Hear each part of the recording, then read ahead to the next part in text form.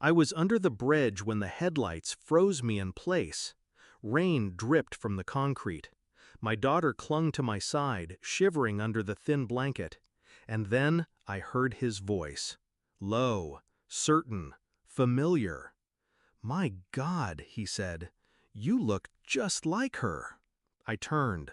The man standing there was supposed to be dead. My grandfather. My whole life, my father told me his father had died before I was born. A tragic accident, he claimed. No photographs, no stories, nothing but a silence so absolute it felt like a wound. I believed him, because children believe. Until that night under the bridge. Until the man with silver hair and eyes sharp as broken glass reached out his hand and told me he was very much alive and had been searching for me. He took us to his mansion. Marble floors, fireplaces taller than me, a world of chandeliers and shadows, where silence felt expensive. My daughter ran her tiny fingers across velvet curtains while I stood frozen, my mind splintering. Why had my father lied? Why had he buried this man alive in my memory? The answer came at dinner, when my grandfather poured himself a drink and spoke without looking at me. "Your father," he said, "wasn't protecting me. He was protecting himself." I waited. My chest tightened. He stole everything from me. Money, power, even your mother. His gaze pierced me. He told you I was dead because, to him, I was. He erased me. The room tilted. Every story my father ever told suddenly rotted in my mind. I went back through memories, searching for cracks, and I found them. The times we were late on rent, even though my father bragged about being smart with money.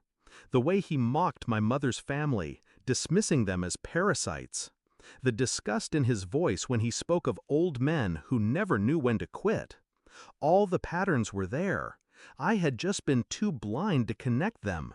But now, sitting in that mansion, hearing the truth from the man my father had buried, I understood. My father hadn't just betrayed his father. He'd betrayed me.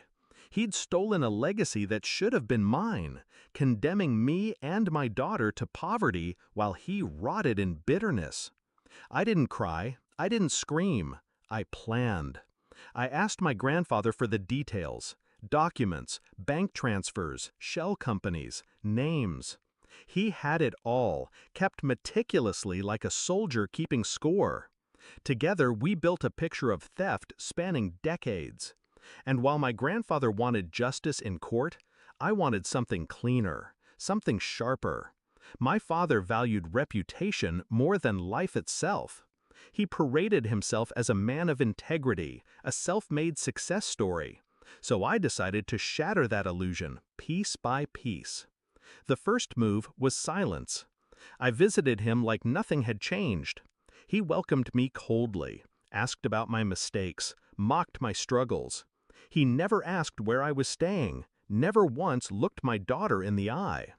But while he sneered, I copied files from his office. Tax returns, contracts, deals he thought were airtight but were riddled with fraud. He never noticed. He was too comfortable in his kingdom of lies. The second move was exposure. I fed his rivals information anonymously. Each tip was a needle, pricking holes in his reputation. Contracts fell through, associates pulled back. His carefully constructed empire started to rot from the inside. The final move was personal. I handed him an envelope at a family gathering. Inside, photographs. Me, my daughter, and my grandfather, alive, smiling. "You said he was dead," I whispered. "But the only dead man here is you." His face drained, his hands shook. He tried to speak, but the room was already turning against him. Whispers, stares, judgments. His kingdom collapsing not with fire, but with silence. Weeks later, the lawsuits began. Investigations. Former allies testified against him, using the same documents I had unearthed. He lost his company, his wealth, his reputation. And when the press asked about the daughter he abandoned under a bridge, he had nothing to say. Because the truth wasn't just a story anymore, it was evidence.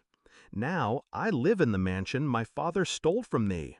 My daughter plays in gardens she once only dreamed of. My grandfather sits at the head of the table again, a king resurrected. Do I feel pity for my father? No. He wrote his own ending the day he buried a man alive in my memory. He thought lies could erase blood, but blood remembers. And I'll never forget the night my grandfather found me in the dark, because that was the night I finally saw who my father really was.